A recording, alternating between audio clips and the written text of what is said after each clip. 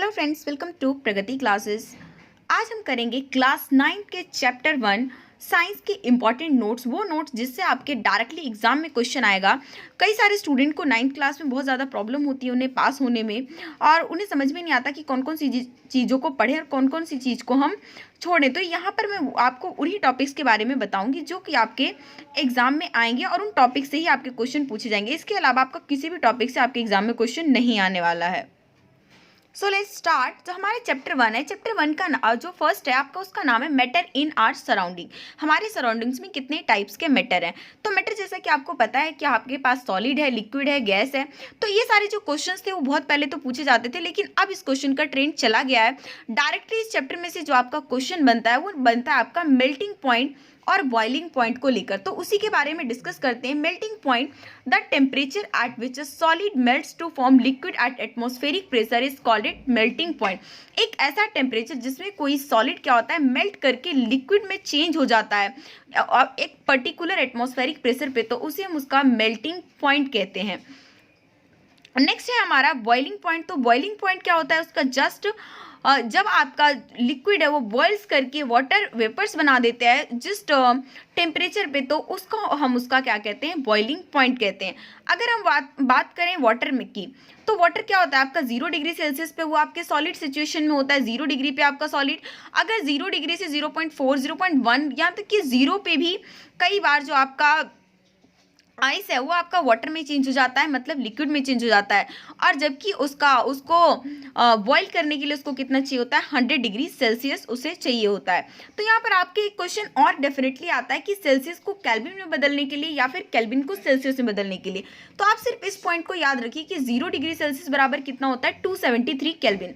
It means आपको अगर Celsius आपको कितना भी देते हैं तो उसमें आपका और केल्विन में चेंज करना होता है, तो आप उसमें सिंपली आप 273 ऐड कर दीजिए। और अगर कोई क्वेश्चन में केल्विन दिया हुआ है और आपको सेल्सियस उन्होंने पूछा हुआ है, तो आप सिंपली क्या कर दिए, 273 को माइनस कर दीजिए। तो ये इस टाइप के एक एक क्वेश्चन आपके एग्जाम में आते हैं, तो इसको अच्छी तरीके से आपको माइंड में सिर्फ एक बार रख लो। उसके बाद इसमें से जो आपका एक इंपॉर्टेंट टॉपिक है वो है आपका सब्लिमेशन को लेकर। ये आपका सेकंड चैप्टर का भी पार्ट है। तो change of solid directly into vapours on heating and of vapours into solid on cooling without passing through the intervening liquid state of called sublimation. यानी कहा कि जो सॉलिड चीज़ें डायरेक्टली अगर वेपर्स की कंडीशन में चेंज हो जाती है, गैस की सिचुएशन में चेंज हो जाती है, तो उसमें हम क्या कहते हैं कि वो आपका क्या होता है, सब्लिमेशन। इसमें सिर्फ आपके कुछ एग्जांपल होते हैं जो कि इस तरीके के चेंज हो जाते हैं।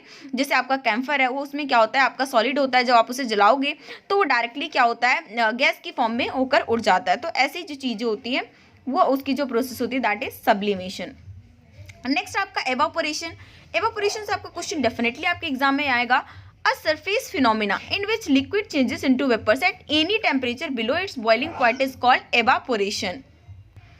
सो हम बात करते हैं वैसे तो आपका कोई भी अगर आपका वाटर है तो उसको वेपर में चेंज होने के लिए उसका बॉइलिंग पॉइंट चाहिए होता है, लेकिन कोई ऐसा फिनोमिना जिसमें क्या होता है आपका लिक्विड वेपर्स में चेंज हो जाता है किसी भी टेम्परेचर पे बिलो द बॉइलिंग पॉइंट, तो उसको हम कहते हैं एवापोरेशन।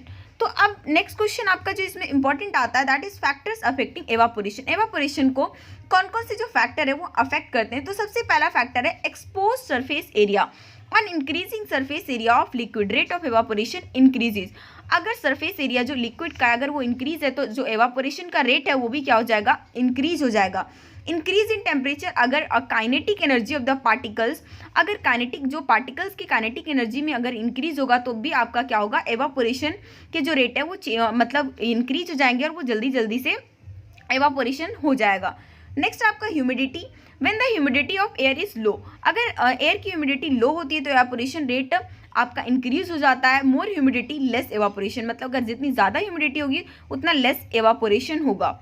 नेक्स्ट आपका लास्ट जो फैक्टर है that is wind. When wind speed increases the rate of evaporation also increase. जब आपकी विंड की स्पीड ज़्यादा होती है तो उस टाइम एवापोरेशन की रेट भी ज़्यादा होती है, जब कम होती है तो उसकी स्पीड भी कम होती है। तो ये आपके 4 फैक्टर्स जो कि आपको याद करना है। दैट फर्स्ट आपका expose surface area, second is increase in temperature, third is humidity and fourth is wind.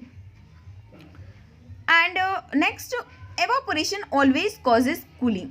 इसको लेकर आपका डेफिनेटली क्वेश्चन आता है, the cooling caused by evaporation is based on the fact that when a liquid evaporates it takes latent heat of vaporization from surroundings which on losing heat get cooled। तो इन्होंने कहा है कि आपका जब भी एवापोरेशन से क्या होता है, कूलिंग क्रिएट होता है, इस बेस्ड ऑन ये इस फैक्ट पे है कि जब भी कोई लिक्विड एवापोरेट्स करता है तो ये क्या करता है, वेपोराइजेशन प्रोसेस से लेटेंट हीट अपने सराउंडिंग्स का आसपास का एरिया ले लेता है, जिससे क्या होता है वहाँ का हीट जो होता है वो खत्म हो जाता है और वहाँ की जो पर्टिकुलर चीज़ें होती हैं वो क्या होती है, कूल हो जाती है। तो इसके ऊपर जो कुछ एग्जाम्पल्स हैं वो आपके एग्जाम में हर साल आते हैं, तो इस चीज़ को देख लीजिए कि when we put acetone on our hands, जब भी हम अपने हाथ में हम एसीटोन लेते हैं, it gets evaporise by taking heat from our hand and our hand feel cool. तो इससे क्या होता है, ये एवापोराइज कर लेता है, जो कि हमारे हैंड से क्या कर लेता है, सारा हीट ये एब्जॉर्ब कर लेता है और जिसकी वजह से हमारे जो हैंड में हमें कूलनेस फील होती है। तो ये क्वेश्चन आपका आता है कि जब हम अपने हाथों पे एसीटोन डालते हैं तो हमें वो ठंडा क्यों फील होता है। या फिर इस टाइप के क्वेश्चन भी आते हैं कि हम जो सर्दियों में हमें किस टाइप के कपड़े पहनने चाहिए और या फिर किस कलर के पहनने चाहिए। तो इसको लेकर भी we should wear cotton clothes in the summer, हमें समर में क्या करना चाहिए, कॉटन क्लोथ्स पहनना चाहिए to keep cool and comfortable. So as cotton is good absorber of water, क्योंकि कॉटन जो होता है वाटर का गुड एब्जॉर्बर है, so it absorb the sweat from our body. तो ये क्या करता है, हमारी बॉडी से स्वेट को ऑब्जॉर्ब कर लेता है and exposes it to air, और क्या करता है, एयर को एक्सपोज कर देता है फॉर एवापोरेशन और स्वेट दस कूल्स आवर बॉडी। और फिर क्या करते हैं, क्योंकि आपकी वही सेम सिचुएशन है कि जो आपकी लेटेंट हीट वो बाहर जाएगी, तो जिसकी वजह से हमें क्या होगा, कूलनेस हमें फील होगा। And this is the last example, often people sprinkle water on the ground during summer. Summer में क्या करते हैं लोग, ग्राउंड पे अपने वाटर स्प्रिंकलिंग करते हैं। This water takes heat from the ground, ये क्या करते हैं, ये जो वाटर होता है वो ग्राउंड से हीट को लेकर और जितनी भी सराउंडिंग्स एयर को लेकर वो उसे एवापोरेट कर देता है, दस मेकिंग द प्लेस कूल। तो इसलिए वो जो आपका पर्टिकुलर प्लेस होता है वो कैसा हो जाता है, कूल हो जाता है। तो ये थे इस चैप्टर के आपके इंपॉर्टेंट नोट्स। इसके अलावा आपको कुछ भी नहीं पढ़ना है, सिर्फ आप इतना पढ़ के जाइए और फाइनल एग्जाम में आप देखना आपका पूरा एग्जाम इसी से आएगा। और बिल्कुल टेंशन मत लीजिए, वीडियो को सिर्फ लाइक कर दीजिए, फिर फ्रेंड्स के साथ शेयर कीजिए और चैनल को सब्सक्राइब नहीं किया तो फटाफट चैनल को सब्सक्राइब कर लीजिए, क्योंकि आने वाले डेज में अभी और भी चैप्टर्स डलेंगे तो उसका नोटिफिकेशन आपको मिलता रहेगा। तो इसलिए वीडियो को लाइक कर दीजिए और सब्सक्राइब तो कर ही दीजिए। Thank you.